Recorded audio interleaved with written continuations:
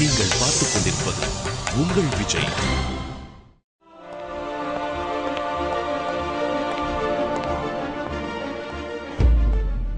மனிதன் பழைய ஆடைகளை கலந்துவிட்டு புதிய ஆடைகளை தேர்ந்தெடுத்துக் கொள்வது போல, அணிந்து கொள்வது போல, ஆன்மா என்பது ஒரு உடலை விட்டு இன்னொரு உடலை தேர்ந்தெடுத்துக் கொள்கிறது. அப்படிங்கிறது தான் குணாத்திர விபாக யோகம் சொல்லும் உண்மை. அதாவது சத்வ, ரஜோ, தமோ இந்த 3 குணங்கள் இந்த பிறவியில் அவன் இந்த 3ல் எந்த குணங்களில் இருந்தானோ அந்த குணங்கள் தான் அவனுடைய அடுத்த கதியை நிர்ணயிக்கிறது அப்படின்னு சொல்றது தான் கீதையுடைய சாராம்சம்.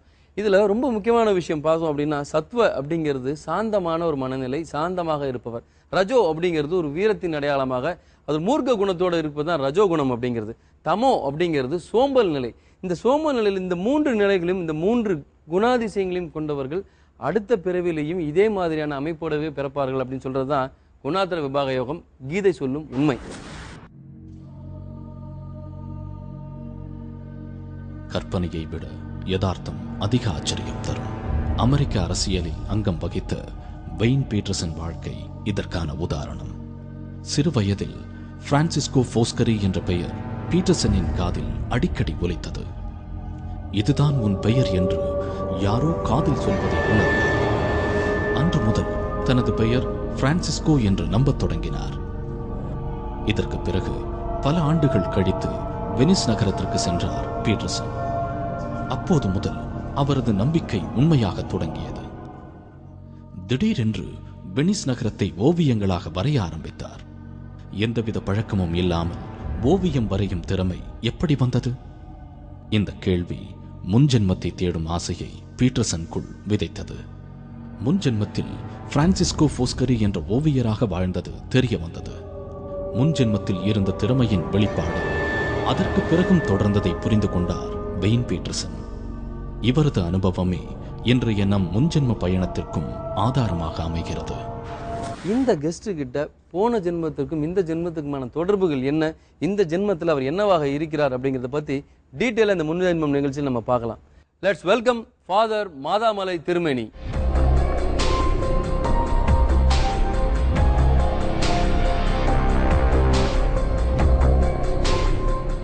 கிறிஸ்துவ மதத்தில் முன்ஜென்மங்கள் பற்றின நம்பிக்கைகள் ரொம்பவே கம்மின்னு சொல்லுவாங்க. ஆனால் நீங்கள் அந்த முன்ஜென்மம் அப்படிங்கிற ஒரு நம்பிக்கையோட இந்த மேடைக்கு நீங்கள் வந்திருக்கிறது அப்படிங்கிறத பற்றி நிறையவே பேசணும் அப்படின்னு நான் நினைக்கிறேன்.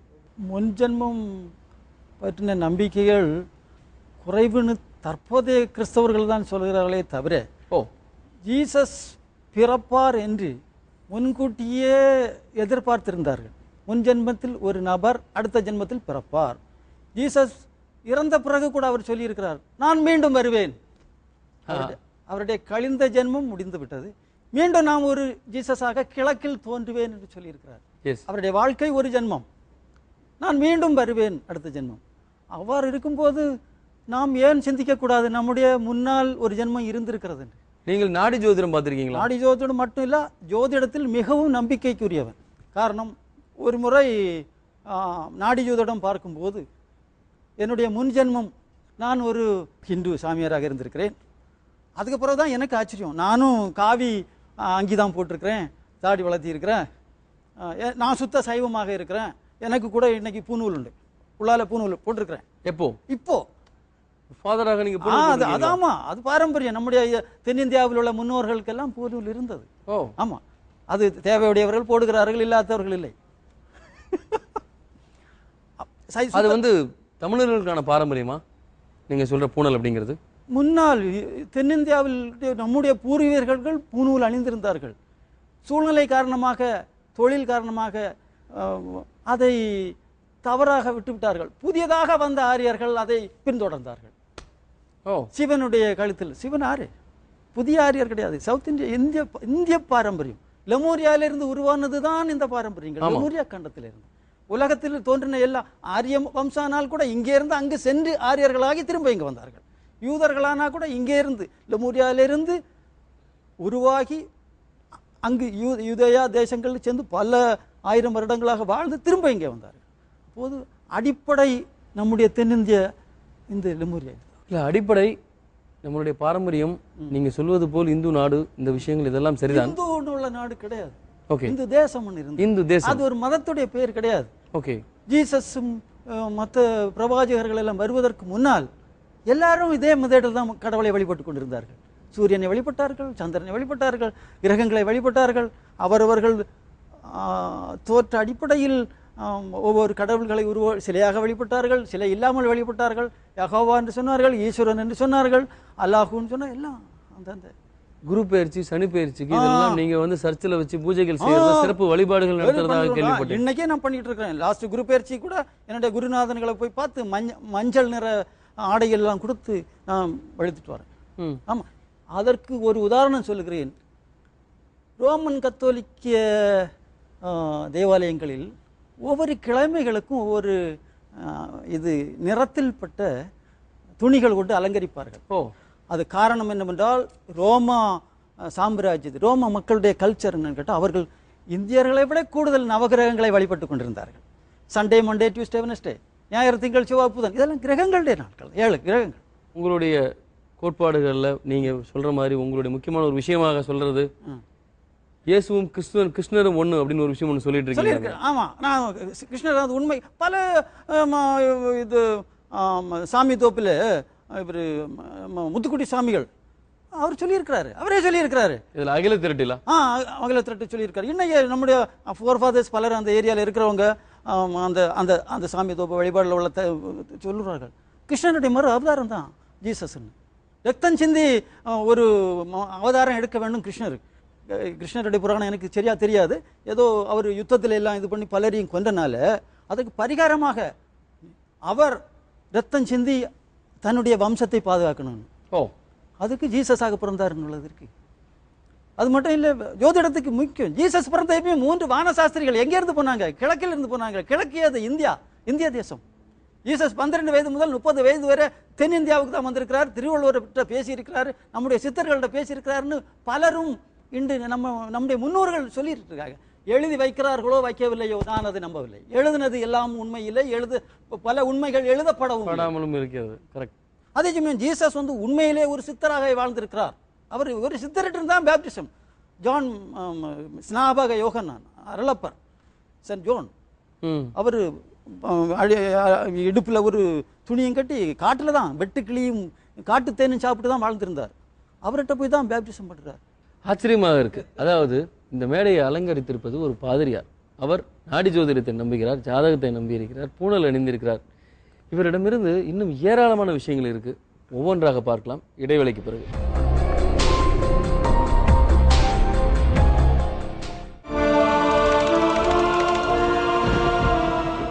நீங்கள் பார்த்துக் கொண்டிருப்பது உங்கள் விஜய்.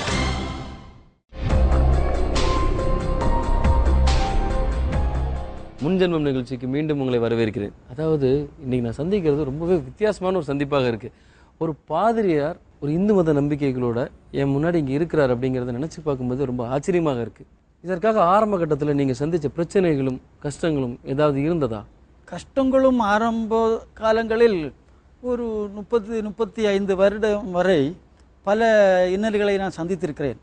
ஆனால் ஜோதிடத்தில் இந்த முன்ஜென்மம் இது தொடர்புடைய விஷயங்களில் நான் புரிந்து கொண்ட பிறகு நான் அதை ரொம்ப சிம்பிளாக எடுத்துட்டேன். இது நம்முடைய ஜென்ம பலம், நான் அனுபவித்தே தீர வேண்டும்.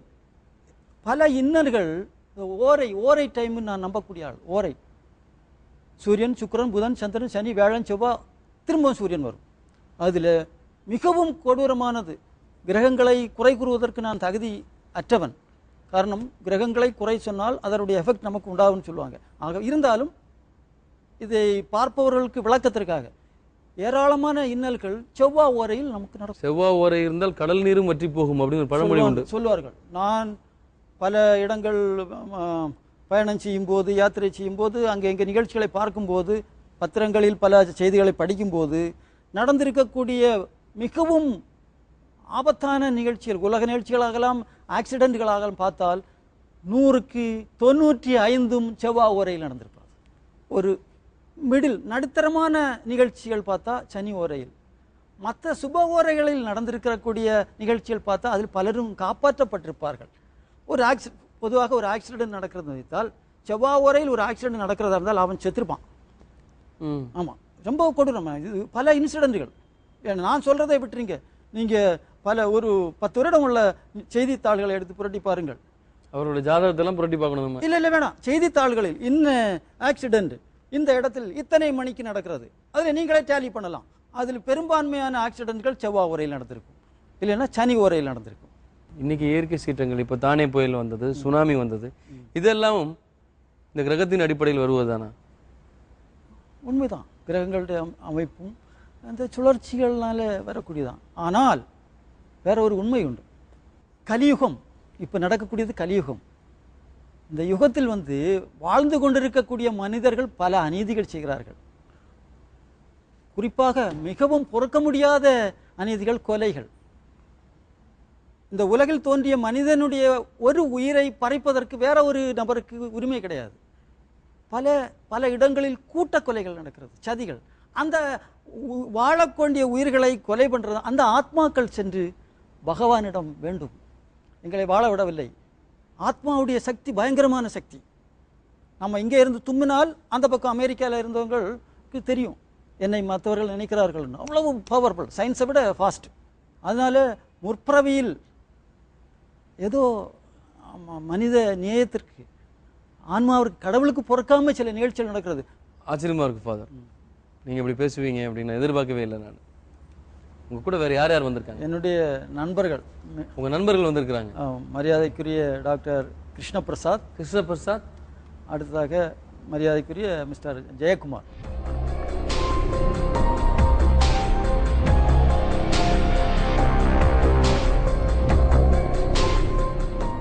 அதாவது இந்த பாதிரியார் உண்மையிலே பேசுறது எனக்கு ரொம்பவே வியப்பத்தர ஒரு விஷயமாக இருக்குது. ஒரு ஆன்மீகவாதியாக ஜோதிடம் பிரசன்னம் பார்க்கறது ஆரம்பித்து பல விஷயங்களில் இவருக்கு நம்பிக்கைகள் இருக்குது அப்படிங்கிறது தான். இவர் முன் ஜென்மத்தில் எப்படி இருந்தார் அப்படின்னு பார்க்கறதுக்கு முன்னாடி இந்த ஜென்மத்தில் அவர் என்ன சொல்லியிருக்காரு அப்படிங்கிறத இப்போ நம்ம பார்க்கலாம். ஃபாதர் மாதாமலை திருமேனியின் வார்த்தைகளை அவரின் நம்பிக்கைகளையும் கொள்கைகளையும் சொல்கிறது. இயேசு கிறிஸ்து ஒரு சித்தர். ஜீசஸை உண்மையிலே நான் புரிந்துட்டேன். அவர் உண்மையிலே சித்தராக தான் வாழ்ந்தார். மனிதர்களின் குறைகளை கண்டறிந்து உதவும் குணம், தியாகத்தையே வாழ்வாக கொண்ட மனம் என்று திருமேனியின் ஒவ்வொரு அசைவும் பொதுநலன் சார்ந்தே இருக்கிறது. தன்னை சுற்றி இருக்கும் மக்களின் குறை தீர்க்கும் ஆர்வமே அவரது முன்ஜென்ம பயணத்திற்கும் காரணம்.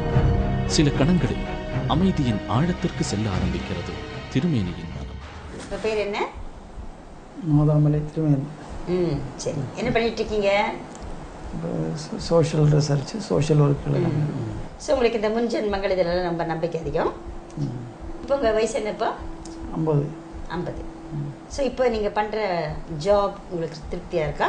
ஆமாம், ரொம்ப திருப்தியாக இருக்கு. ஓகே, இப்போ வேற என்ன ஆசைகள், லட்சியங்கள்லாம் உங்களுக்கு இருக்குது? வேற என்ன, சோஷியல் சமூகத்துக்கு நல்ல நன்மை செய்யணும். சரி, எந்த ஒரு உயிர்களுக்கும் தீங்கு வரக்கூடாது. அப்புறம் உங்களுக்கு இந்த அஸ்ட்ராலஜி அது மாதிரி இதெல்லாம் நம்பிக்கை உண்டா? ஆமாம் ஆமாம். நீங்கள் அஸ்ட்ராலஜராக இருக்கீங்களா இல்லை சும்மா பொழுதுபோக்காக படிக்கிறீங்களா? அஸ்ட்ராலஜர் கிடையாது, அஸ்ட்ராலஜி தெரியும். அஸ்ட்ராலஜி தெரியும், கைடன்ஸ் கொடுக்கும். அது நீங்கள் கைடன்ஸ் கொடுக்குறீங்க? ஆமாம், நம்பிக்கை உள்ளவங்களுக்கு கைடன்ஸ் கொடுக்கும். அது அஸ்ட்ராலஜி மட்டும் இல்லை, மற்ற சப்ஜெக்டுகள் எல்லாம். வேறு என்ன சப்ஜெக்ட்ஸ் உங்களுக்கு பிடிக்கும் அது மாதிரி? வேறு என்ன, இப்போது லீகல் சம்மந்தமாக, சட்ட சம்மந்தமாக அதுவும் பார்க்குறீங்க? ஆமாம், மெடிக்கல் கைடன்ஸ், மெயினாகவே மெடிக்கல் கைடன்ஸ் தான். என்ன மாதிரி கைடன்ஸ் கொடுக்குறீங்க? மெடிக்கல் ஹாஸ்பிட்டலில் கொண்டு சேர்க்குறது. அது மாதிரி அது பேஸ் பண்ணி தானே ப்ராஜெக்டும் பண்ண போகிறேன். ஆமாம், 50லேருந்து அப்படி நம்ம 40 வயசுக்கு போகிறோம். 40 இயர்ஸில் இருக்கீங்க. 40 இயர்ஸில் எங்கே இருந்தீங்க, என்ன பண்ணிட்டு இருந்தீங்க? 40 இயர்ஸில் நம்ம ஊரில் ரிலீஜியஸ் அங்கே ஒர்க்குகள் தான் ஜாஸ்தியாக. எந்த ஊரில்? அங்கே மாதாமலை, கன்னியாகுமரி டிஸ்ட்ரிக்ட். ஆமாம். ஸோ இந்த வாழ்க்கை உங்களுக்கு பிடிச்சிருக்கா? இந்த ஜாப்லாம் பிடிச்சிருக்கா? பிடிச்சி தான் தீரணும். இதை விட நம்ம விருப்பப்படி போக முடியாது. கடவுள் தந்தது நம்ம சந்தோஷமாக ஏற்றுக்கிட்டு தான் முடியும். சரி, விதிக்கப்பட்டதா விரும்பப்பட்டதா? விதிக்கப்பட்டது தான். சார், 40 வயசுல நீங்கள் என்ன ஏதாவது முக்கியமான சம்பவங்கள் அப்படின்னு நடந்துச்சா? நீங்கள் எதாவது பண்ணியிருக்கீங்களா? 40 வயசு 40 இயர்ஸ் அப்படிங்கிறப்ப 40 அந்த ஸ்டேஜில் தான் நான் இங்கே என்னுடைய ஊரில் மாதாமலையில் அந்த ட்ரெடிஷ்னலாக இருந்த தேவாலயத்தை கொஞ்சம் கூட பிரசித்திப்படுத்தினது. ஆமாம் ஆமாம். செயின்ட் தாமஸ், ஜீசஸுடைய ஃபாலோவர் செயின்ட் தாமஸ் வந்திருந்த இடம் அது. தென் நியரஸ்ட் பிளேஸ்லாம் பாண்டவர்கள் தங்கியிருந்த இடங்கள். பாண்டவர்கள் தங்கியிருந்த இடம் சொல்லிங்க? எங்கள் ஊர் கன்னியாகுமரி டிஸ்ட்ரிக்டில். கன்னியாகுமரி டிஸ்ட்ரிக்ட். ஆமாம் ஆமாம். அது தாண்டி தானே ராமேஸ்வரம் எல்லாம் வந்தது, சுசீந்திரன், ராமேந்திரன் எல்லாம் வந்தது. அதுக்கப்புறம் முன்சிறை, அந்த நியரஸ்ட் பிளேஸ் தான் எங்கள் இடங்கள் எல்லாம். ட்ரெடிஷனில் அகத்திய முனிவர் அகஸ்தியர் தபம் இருந்த இடம் தான் நியரஸ்ட் பிளேஸ் தான் எங்கள் இடங்கள். அகத்தியர் சித்தர்கள் வாழ்ந்திருந்த இடங்கள். அப்போ எனக்கு அதில் ஃபுல் நம்பிக்கை உண்டு. அந்த ஆன்சஸ்டர்ஸுடைய பிளஸ்ஸிங்ஸ், அவங்களுடைய ஆன்மா வந்து நம்மளை ஏதோ சம்திங் பண்ண வைக்குதுன்னு உள்ளதில் 100% அப்படியே மெதுவா 20 வயசுக்கு அப்புறம் 20 வயசா இருக்கிறப்ப நீங்க என்ன பண்ணீங்க? எங்க இருந்தீங்க? 20 வயசுன்னா நான் வீட்டில், அப்போ 20க்கு மேலே தான் 20க்கு மேலே தான் நான் வீட்டிலேருந்து வெளியில் கிளம்புனது. அப்போ நான் வீட்டில் ஃபேமிலியோடு தான் இருந்தேன், ஃபாதர் மதர் கூட எல்லாம். அவங்க குடும்ப வாழ்க்கை சந்தோஷமா இருந்துச்சா? அப்பா அம்மா எல்லாம் நல்லா இருந்தாங்களா? எப்படி? No problem. அன்னைக்கு நான் தான் அங்கே பெரிய ஆள், ஒரு சந்தோஷம் ப்ரோக்கன் இருக்கு. இருந்தாலும் ஹார்ட் ஒர்க்கர். உங்களுக்கு ஏதாவது கனவுகள்லாம் ரிப்பீட் ஆகுமா? பாம்பு துரத்திட்டு வர்றது மாதிரியும், பாம்பு ஆமாம் துரத்திட்டு வரும் மாதிரி நம்ம பறந்து போகிறதாகவும், சில ஃபேமிலியில் உள்ள சில விரோதிகள் நம்மளை விரட்டுறது மாதிரியும் பறக்கிறது. நம்ம பறந்து போய் எஸ்கேப் ஆயிரும். பின்னால் துரத்திட்டு வந்தவங்க பார்த்தா யாரும் இருக்க மாட்டாங்க. பிறகு வேற ஒரு இதில் என்னன்னு கேட்டால், பெரிய பாதாளம் மாதிரி உள்ள குழியாக இருக்கும். அதில் என்ன உள்ளால பிடிச்சி போட்டுருவாங்க. போட்டுட்டு அங்கே மேலேருந்து எல்லாம் போட்டு தள்ளிகிட்டே இருப்பாங்க. பட் என்ன புதைக்க முடியாது. நான் மேலே வந்துட்டே இருக்கேன், மேலே வந்துட்டே இருக்கேன். இப்படி ஒரு கனவு வருமா? இது அந்த ஸ்டேஜில், அது அந்த 18-20 அந்த ஸ்டேஜில் எல்லாம். அப்போ ஆமாம், அப்போ எல்லாம் அந்த அன்னைக்கு அந்த மனசு ரொம்ப பயந்துட்டு உள்ள டைம்.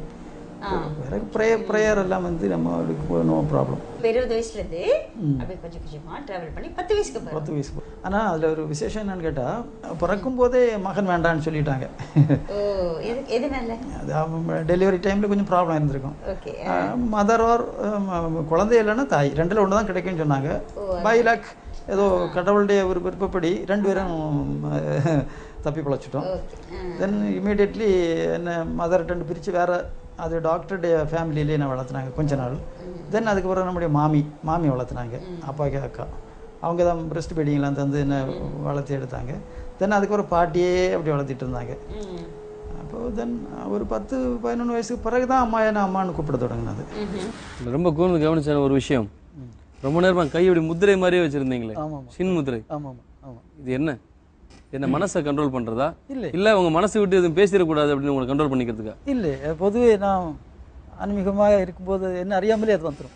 ஈவன் சப்போஸ் நான் பஸ்ஸில் போனால் கூட ஆட்டோமேட்டிக்கலி எனக்கு அது வந்துடும். இல்லை அந்த அந்த இது ரொம்ப மெடிடேஷன் பவர் ஜாஸ்தின்னு சொல்லுவாங்க. நீங்கள் பேசும்போது கவனிச்சா ரொம்ப கான்சியஸாக அந்த முத்திரையிலே இருந்தீங்களே, அதான். ஆமாம், அது எந்த முக்கியமான நிகழ்ச்சிகள் டைமில் நான் அது கரெக்டாக இருப்பேன். பாதிரியாருடைய ப்ரெசன்ட் லைஃப் எப்படி இருந்தது அப்படின்னு பார்த்தோம். பாஸ்ட் லைஃபுக்குள்ளே போக போகிறாரு இடைவேளைக்கு பிறகு.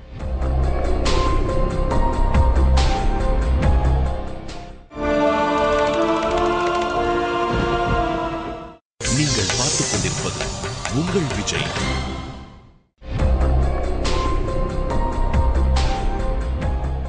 ஒரு பாதிரியார், அவருடைய வாழ்க்கை, அவர் பேசுகிற விஷயம் எல்லாமே விசித்திரமாகவும் ஆச்சரியமாகவும் இருந்தது. இதை தாண்டி ஒரு பாதிரியார் இப்படி பேசுகிறார் அப்படிங்கிறது நினைக்கிறதுக்கு முன்னாடி அவருடைய ப்ரெசன்ட் லைஃப் எப்படி இருந்தது அப்படிங்கிறதையும் இப்போ நம்ம பார்த்தோம். அவருடைய பாஸ்ட் லைஃப், அவருடைய முன் ஜென்மம் அப்படிங்கிறது எப்படி இருந்தது அப்படின்னு பார்க்கறதுக்கு முன்னாடி இந்த மேடைக்கு கிளினிக்கல் சைக்காலஜிஸ்ட் வேதமாளிகா அவர்களை அழைக்கிறேன்.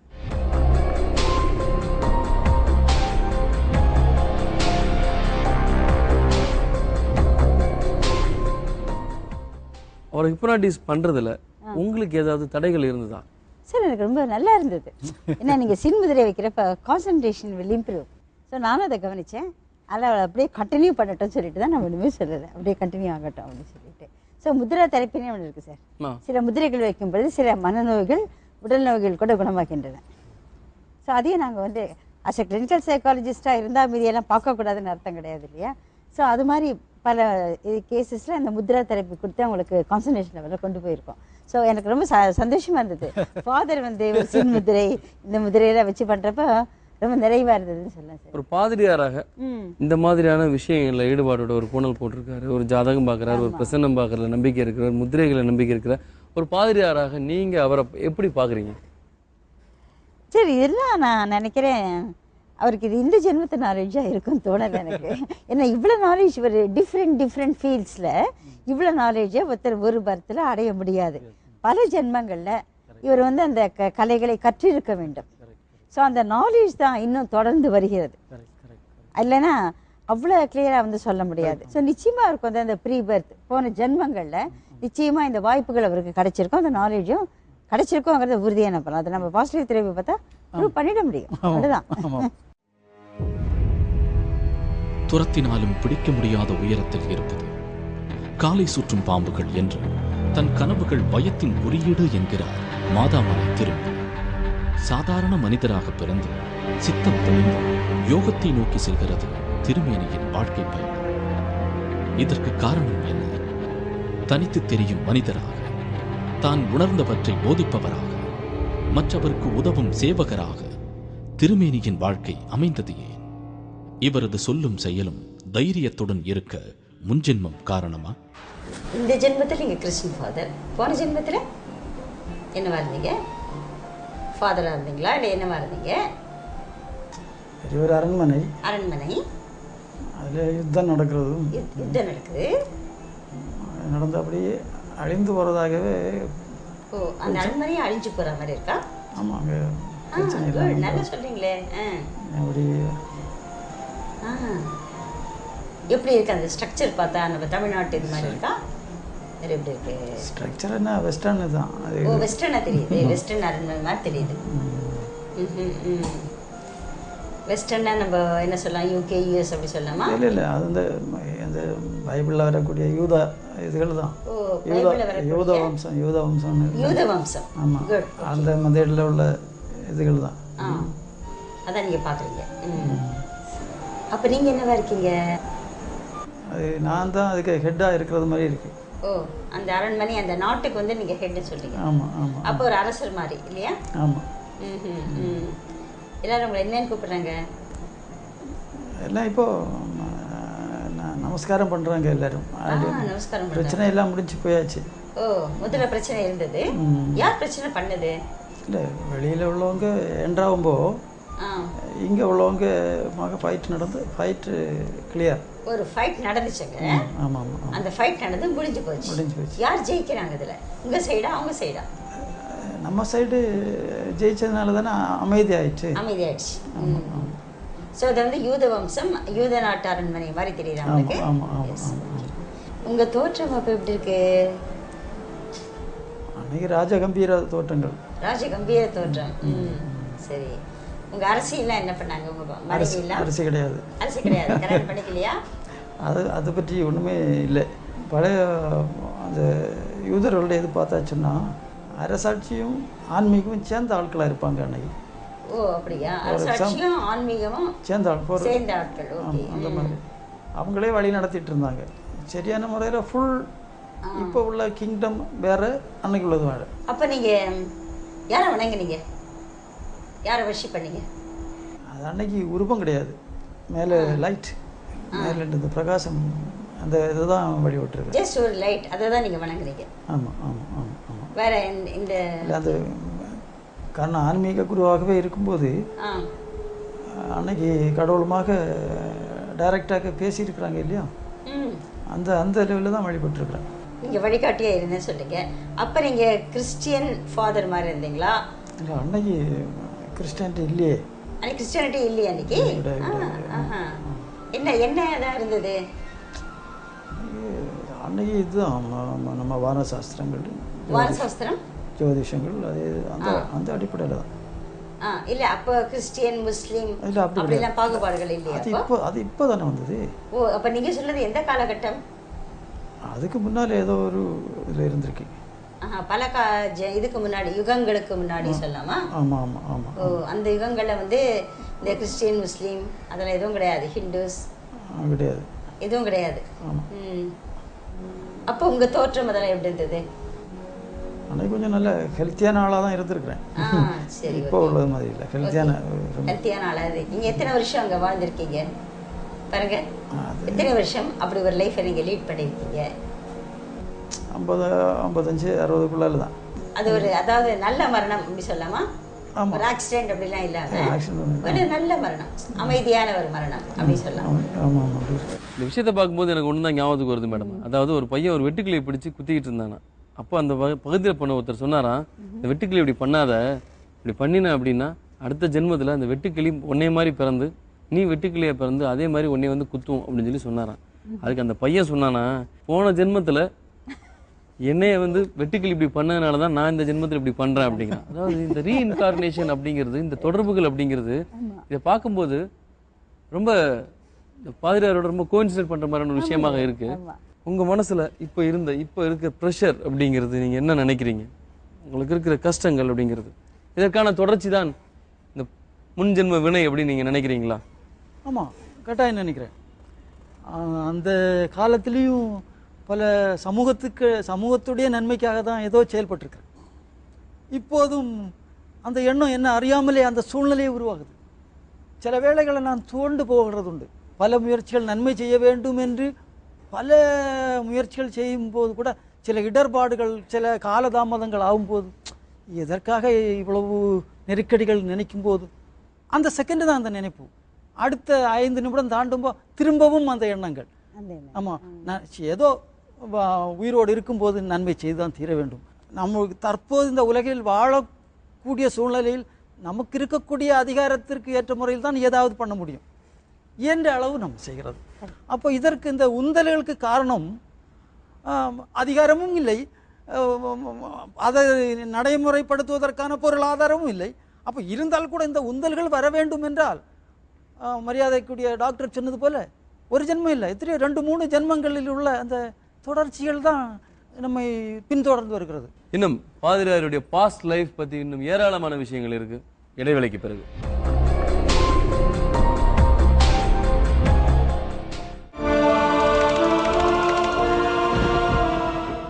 நீங்கள் பார்த்துக் கொண்டிருப்பது உங்கள் விஜய்.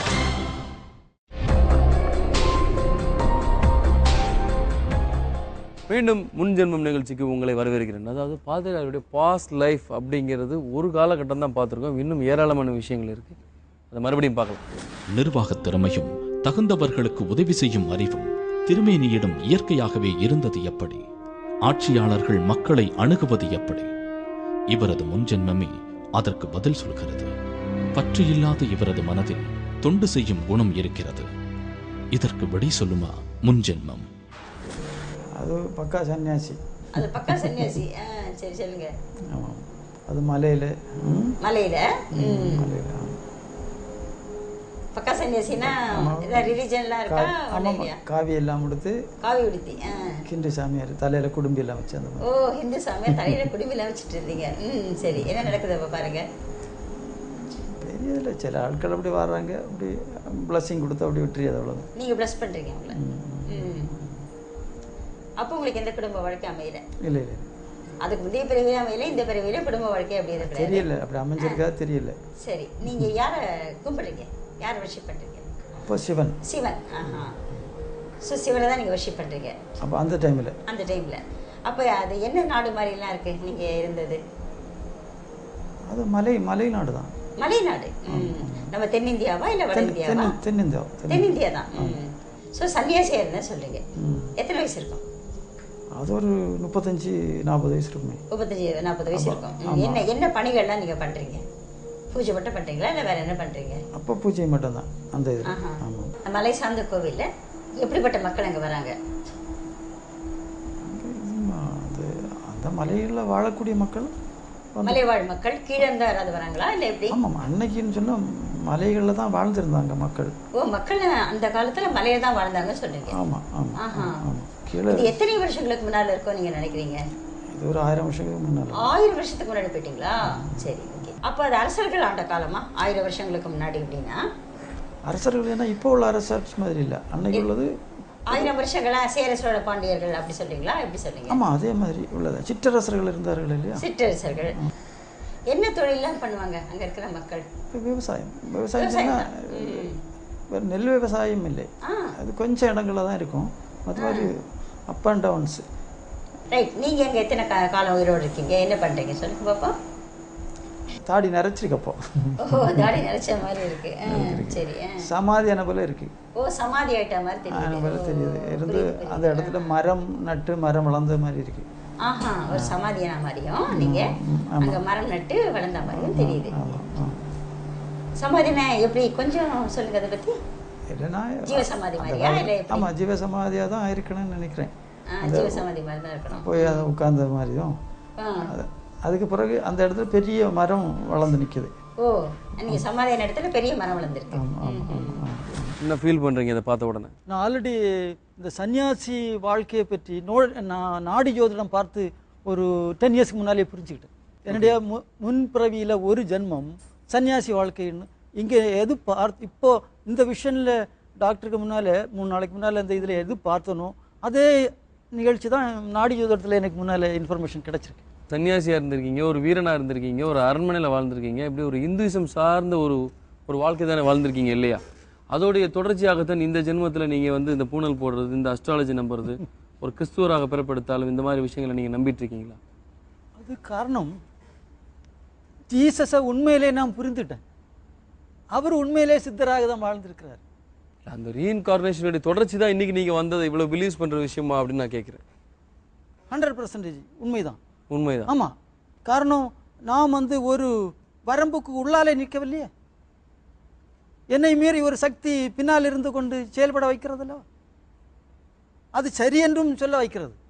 அங்கேதான் முற்பிறவியுடைய இதை நாம் ஒத்துக்கொள்ள வேண்டும். டாக்டர், நீங்கள் அவருடைய பாஸ்ட் லைஃப் ஒரு தெரபிஸ்டாக நீங்கள் உள்ளே போய் அவரோட ட்ராவல் பண்ணி பார்த்ததில் நீங்கள் என்ன மாதிரியான எக்ஸ்பீரியன்ஸ் நீங்கள் கெயின் பண்ணீங்க? அதில் அதாவது இந்த இன்னைக்கு அவர் இந்த ஹிந்துயிசத்தை எப்படி அவர் ஃபாலோ பண்ணுறாரோ, ஸோ அதற்கான 100% எவிடன்ஸ் வந்து இப்போ கிடச்சிருக்கு. அதுவும் எவிடன்ஸ் இப்போ கிடச்சிருப்பாருங்க. அவர் இந்த ஹிந்துவாக இருந்தாரே அந்த காலத்தில் அந்த வாஸ்து ஆன்மீகம் இதெல்லாம் சாதம். அதுவும் சார் அவர் 1000 ஜென்மங்கள் முன்னாடி போயிடுச்சு சார். இப்போ 1000 வருஷங்கள் முன்னாடி ட்ராவல் பண்ணிட்டார். 1000 years சொன்னது பாருங்க அந்த கிளிப்பிங்ஸில். இது எத்தனை வருஷங்களுக்கு முன்னால் நடந்தது அப்படின்னா 1000 வருடங்களுக்கு முன்னால். ஸோ அப்போ அந்த முன்ஜென்மம் அந்த கான்செப்டில் எத்தனையோ ஜென்மம், அதாவது எத்தனையோ வருஷங்களை நாம் கிராஸ் பண்ண முடியும். ஸோ இந்த பர்த்தில் உங்களுக்கு நீங்கள் கற்ற அந்த கலைகள் இருக்கு பார்த்தீங்களா, வாஸ்து ஆன்மீகம் ஜோதிடம் இதெல்லாம் இப்போ நம்மளுக்கு ரீசன் தெரியுது பார்த்தீங்களா. ரீஇன்கார்னேஷன் இந்த விஷயத்தில் கிட்டத்தட்ட 1000 ஆண்டுகளுக்கு முன்னாடி வரைக்கும் இப்போ நம்ம முன்னாடி இருக்கிற இந்த பாதிரியார் ட்ராவல் பண்ணிட்டு வந்தார் அப்படின்னு ஹிப்னோதெரபிஸ்ட் கிளினிக்கல் சைக்காலஜிஸ்ட் சொன்ன விஷயம் உண்மையிலேயே ரொம்ப ஆச்சரியமாக தான் இருக்குது. இன்னும் ஏராளமான விஷயங்கள் இருக்குது. முன்ஜென்மம் இடைவேளைக்கு பிறகு.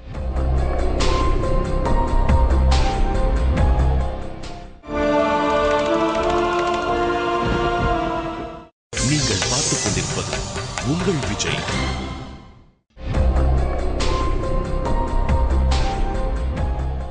Welcome back to Munjenmam. Father, உங்கள்ட்ட உண்மையிலே பேச ஆச்சரியமாக இருந்தது. அது மட்டும் கிடையாது, உங்களுடைய பாஸ்ட் லைஃப் அப்படிங்கிறத பார்க்கும்போது இன்னும் பல பிரமிப்புகள் எனக்குள்ளே ஏற்பட்டது அப்படிங்கிறது நிஜம். ஜெயக்குமார், நீங்கள் பார்த்தீங்க இல்லையா? கண்டிப்பாக. நீங்கள் என்ன ஃபீல் பண்ணீங்க?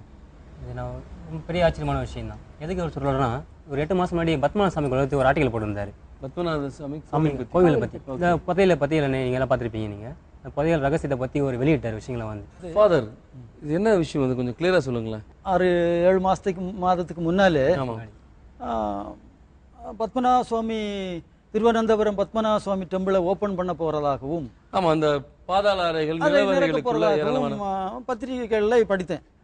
அப்போது என்னை அறியாமலே உள்ளில் இருந்து ஒரு குமுறல், அது பண்ண விடக்கூடாது. காரணம் நான் அப்போ எனக்குள்ளால் வேற சில கேள்விகள் எழுந்துட்டு, ஒரு கிறிஸ்தவ பாதிரியார் எப்படி, ஆனால் இருந்தாலும் அடக்க முடியவில்லை. ஒரு வாரம் 2 வாரம் தாண்டி என்னுடைய நாம் இரவு பகலாக இருந்து ஆலோசித்து அந்த பாரம்பரியமாக சொல்லப்பட்ட சரித்திரங்களை எல்லாம் கோர்வை பலரும் என்ன வெளியிடுகிறார்கள் என்று ஒரு 2 வாரம் கவனித்து கொண்டிருந்தேன். பிறகு அதை சரியாக தெளிவுபடுத்தி ஒரு ஆர்டிக்கல் தயார் பண்ணி அது மாலை மலரில் பப்ளிஷ் பண்ணேன். சென்னையிலும் கன்னியாகுமரி மாவட்டம் திருவனந்தபுரம் மாவட்டத்தில் பப்ளிஷ் ஆனது. அதை மலையாள மனோரமாயும் கோட் பண்ணாங்க. அந்த பத்திரிகை செய்தியை டெல்லி சுப்ரீம் கோர்ட் கன்சிடர் பண்ணி அது அடிப்படையில் அந்த மகாராஜாவுக்கு குழு அமைப்பதற்கான அதிகாரத்தை கொடுத்தது. அதனுடைய விளக்கத்தை சொல்லுகிறேன். எவ்வாறு என்றால், நம்முடைய இந்தியாவில் உள்ள உலகிலே விலை உயர்ந்திய கோஹினூர் வைரம் சூழ்நிலை காரணமாக இங்கிலாந்து மகாராணியுடைய தலைக்கு சென்றது. கன்னியாகுமரி மாவட்டம் திருவட்டார் ஆதிகேசவனுடைய சிலை காணாமல் போய்விட்டது. திருச்செந்தூர் முருகபெருமானுடைய இந்த வேல் காணாமல் போய்விட்டது. ராஜராஜ சோழனுடைய சிலையை நம்ம கிட்ட இல்லை. இந்த சூழ்நிலை திருவனந்தபுரம் பத்மநாப சுவாமி கோவிலில் உள்ள பொக்கிஷங்களுக்கு வரக்கூடாது. ஆகவே எக்காரணம் கொண்டும் அந்த பொக்கிஷங்களை உள் இருக்கக்கூடிய பொருட்களை பொருள் மாற்றம் செய்யவோ இடம் மாற்றம் செய்யவோ கூடாது. இடமாற்றம் செய்யக்கூடாது என்று சொல்வதற்கு காரணம், தென்னிந்தியா பல யுகங்களாக கடலால் அரிக்கப்பட்டு கொண்டிருந்தது. அந்த கடல் அரிப்பிலிருந்து தென்னிந்திய மக்களை பாதுகாப்பதற்காக பிரதிஷ்டை செய்யப்பட்டதுதான் அனந்த பத்மநாப சுவாமி டெம்பிள். அன்றுடைய சாஸ்திரிகளும் ஜோதிடர்களும் மகாராஜாக்கள் இவர்கள் எல்லாரும் சேர்ந்து அந்த கடலை நிறுத்துவதற்காக அந்த வாஸ்து கிரகநிலை திதிகள் நட்சத்திரம் எல்லாம் பார்த்து அந்த பகவானை ஆவாகித்து அந்த குறிப்பிட்ட டைமில் அந்த கோவிலுக்கு அடியில் பாதாளங்களில் நவரத்தினங்கள் அதற்கு அந்த கிரகங்களுக்கு ஏற்றதை போல உள்ள ரத்தினங்களை எல்லாம் பதிப்பித்து பகவானை குறிப்பிட்ட டைமில் அங்கே ஸ்தாபித்தார்கள். அதற்கு பிறகுதான் கடல் அரிப்பிலிருந்து தென்னிந்தியா. அப்ப நீங்க சொல்றத பார்த்தா திருச்செந்தூர் கடல் அங்க இருக்கு. ஆமா, திருச்செந்தூர் கோவில் அமைச்சது அப்படிங்கிறது அந்த கடல் உள்ள வந்துடாம இருக்கிறதுக்கு அரிப்புகள் இருந்து காப்பாற்ற இன்றும் நம்பப்பட்டு இருக்கிறது. அதுவரை அதற்கு எத்தனையோ கிலோமீட்டருக்கு அந்த பக்கம் வரை நம்முடைய தமிழ்நாடு இருந்தது, இலங்கை எல்லாம் ஒன்றாக இருந்தது. ஆமாம், லெமுரியா கண்டம் இருந்தது. அதானே லெமுரியா கண்டம் தெற்கு வரை இருந்தது. திருச்செந்தூர் கோவில் அமைந்தது பிறகுதான் அதை தடை பண்ணப்பட்டது. அது கடல், அதுக்கு பிறகுதான் உள்ளால் கடல் வராது, அந்த கோவில் அமைந்த பிறகுதான். சார் ஃபாதர், எனக்கு ஒரு சந்தேகம். ஏன்னா இவ்வளவு அபூர்வமான ஒரு அற்புதமான விஷயம் உங்களுக்கு எப்படி தெரிஞ்சது? இப்போ நாங்கள் இன்ட்யூஷன் சொல்கிறோம். ரெண்டாவது தாட் ப்ராசஸில் சில மெசேஜஸ் வருது. அதே மாதிரி ஆட்டோ ரைட்டிங், அதில் சில மெசேஜஸ் வருது. உங்களுக்கு இந்த அற்புதமான விஷயம் எப்படி டியூன் ஆச்சு மனசில்? மேடம், இது சில விஷயங்கள் செய்த பிறகுதான் நான் அதை அனலைஸ் பண்ணுறேன். நான் இப்போ இதெல்லாம் பண்ணியிருக்கிறேன்.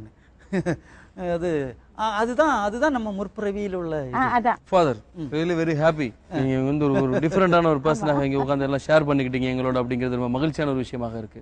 எல்லாம் சரி, நீங்க உங்களோட பிரசன்ட் லைஃப் பார்த்தீங்க, ஒரு தெரபிஸ்ட் உங்களை அனலைஸ் பண்ணலாங்க. பாஸ்ட் லைஃப் அப்படிங்கிறது ஃபுல்லா பார்த்தீங்க. என்ன உணர்றீங்க? இதுல உங்களுக்கு என்ன கிடைச்சது? பலருடைய, இது என்னுடைய உள்ளத்தில் இருக்கக்கூடிய நிகழ்ச்சி மட்டும் இல்லை, இந்த உண்மைகள் உலகத்தில் உள்ள பலருடைய ஒவ்வொருவருக்கும் அவரவருடைய பாஸ்ட் லைஃப் என்னங்கிறத தெரிஞ்சுக்கணும் ஒரு ஆசை இருக்கு. கட்டாயம் பாஸ்ட் லைஃப் பார்க்க வேண்டும். இந்த உலகத்தில் வாழ்க்கை என்ன என்று புரிந்து கொள்ள வேண்டும் என்றால் பாஸ்ட் என்னதாக இருக்க வேண்டும் இருந்தது என்று தெரிந்திருந்தால் மிகவும் உதவியாக இருக்கும். நான் doctor Vedamalika, medical psychologist, hypnotherapist and positive therapist. So இந்த பாசிட்டிவ் தெரப்பியை யூஎஸில் படிச்சுட்டு இதில் டீப்பாக நான் ரிசர்ச் பண்ணிகிட்ருக்கேன். இப்போ நம்ம ஹிப்னோதெரப்பினா என்னென்னு பார்க்கலாம். ஹிப்னோதெரப்பியை பற்றி தெரிஞ்சுக்கணும்னா முதல்ல மனசை பற்றி தெரிஞ்சுக்கணும். மனசு அப்படின்னா நம்மளுக்கு 2 மனசு இருக்குது. வெளி மனசு, அதாவது conscious mind, and subconscious mind அப்படின்னா உள் மனசு. ஸோ நம்ம என்ன பண்ணுறோம் ஹிப்னோதெரப்பியில் அப்படின்னா, வெளி மனசை, அலைப்பாயிற வெளி மனசை அமைதிப்படுத்திட்டு சக்தி வாய்ந்த உள் மனசை அப்ரோச் பண்ணுறோம். அந்த உள் மனசில் தான் எல்லா நினைவுகளும் பதிஞ்சிருக்கு. அதாவது நம்முடைய இந்த ஜென்மத்தில் சைல்டுஹுட்டில் நடந்த நிகழ்ச்சிகள் எல்லாமே இதில் தான் பதிஞ்சிருக்கு. இப்போ ரெக்ரேஷன் அப்படி சொல்கிறோம். ரெக்ரேஷன் அப்படின்னா ஒரு 41 வயசு இருக்கிற ஒருத்தரை அப்படியே ஏஜை படிப்படியாக குறைச்சி 41, 40, 38, 37 அப்படி கொஞ்சம் கொஞ்சமாக குறைச்சி சைல்டுஹுட்டுக்கு கொண்டு போகிறோம். ஏன்னா சின்ன வயசில் நடந்த நிகழ்ச்சிகள் ரொம்ப ரொம்ப முக்கியமானதுன்னு சொல்லலாம். சின்ன வயசுலேருந்து அப்படியே 0 ஸ்டேஜ், அதாவது கருப்பருவம், அந்த வூம் ஸ்டேஜ், அந்த வூம் ஸ்டேஜில் கூட நிறைய டிஸார்டர்ஸ் வர சான்சஸ் இருக்குது. அதில் அந்த வூம் ஸ்டேஜில் அவங்க எப்படி இருந்தாங்க, அந்த தாவியோட உணர்வுகளை குழந்தை எப்படி பிரதிபலிக்குது, இது எல்லாம் நம்ம பார்க்குறோம். ஸோ சப்கான்ஷியஸ் மைண்டில் எல்லா நிகழ்ச்சிகளுமே பதிவாகி இருக்குது. இந்த ஹிப்னோதெரப்பியில் நம்மளுக்கு அது ஆன்சர் கிடைக்கல, 0 ஸ்டேஜ் வரல போய் கூட ஆன்சர் கிடைக்கல அப்படின்னா தான் என்ன பண்ணுறோம், பாஸ்ட் லைஃப் தெரப்பி அப்படிங்கிற முன்ஜென்ம இதுக்கு போகிறோம். இதை முற்பிறவி மருத்துவம் அப்படின்னு சொல்லலாம்.